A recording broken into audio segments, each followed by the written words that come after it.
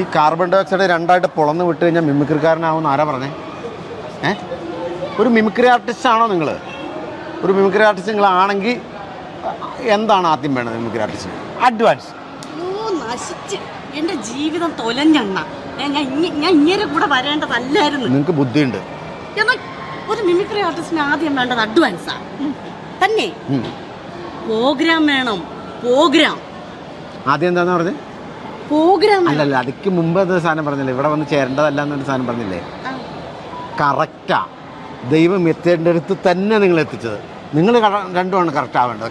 നിങ്ങൾ കറക്റ്റാണ്. നിങ്ങൾ അപ്പം നമുക്ക് അവിടെ പോയി ജയിക്കാൻ വേണ്ടി എന്തെങ്കിലും ഒരു സാധനം പറഞ്ഞു തരാം. ഭയങ്കര കടബാധ്യതയും കാര്യങ്ങളൊക്കെ ഉണ്ടെന്നാ. ഈ പൈസ കിട്ടിയിട്ട് വേണം രക്ഷപ്പെടാൻ. അല്ല, ഞാൻ ചോദിക്കട്ടെ, പെട്ടെന്ന് പൈസയുടെ എങ്ങനെ ആവശ്യം വരാൻ വേണ്ടി മോളെ കടിച്ചു വിടാൻ പോണാണ്?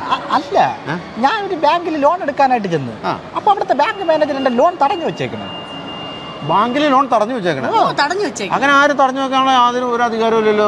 അങ്ങനെ തടഞ്ഞു വെച്ചേക്കണം. എന്താണ് ഇതൊക്കെ? എന്തെങ്കിലും കാര്യം പേരുണ്ടാവില്ല. അല്ല, അവിടെ ചെന്നപ്പോൾ അങ്ങേര് പറഞ്ഞ് ലോൺ കിട്ടണമെങ്കിൽ ഈട് വെക്കണം. നീ ഈട് വെക്കാതെ ലോൺ കിട്ടുമോ? ഈട് വെക്കണം. ഈട് വെക്കാനായിട്ട് വാടകക്കാരൻ വീടിന്റെ പ്രമാണം തരണ്ടേ? അപ്പം വാടക വീട്ടിലാണ് താമസിക്കണേ. അവിടെ നിന്നിട്ടാണ് ലോണിന് അപേക്ഷിച്ചത്. അടിപൊളി, ലോൺ കിട്ടും. ലോണില്ലെങ്കിൽ എവിടെ നിന്നെങ്കിലും കിട്ടും. ഞാൻ പൊക്കോട്ടെ എന്നാ? അല്ല, എന്തെങ്കിലും ഒരു എനിക്ക് പോയിട്ട് വേറെ പണിയുണ്ട്. പോലെണ്ണ അവസാനമായിട്ട് എന്തെങ്കിലും ഒന്ന് പറഞ്ഞു എന്നിട്ട് പോണ. തലവേദനയായാലും ഒരു മിമിക്രി ആർട്ടിസ്റ്റിന് എന്താ വേണ്ടതെന്നറിയാം. കൊല്ലും ഞാൻ നിന്നെ. അഡ്വാൻസ് എന്ന് പറയരുത്. ഒരു മിമിക്രി ആർട്ടിസ്റ്റിന് വേണ്ടത് ടൈമിംഗ് ആണ്.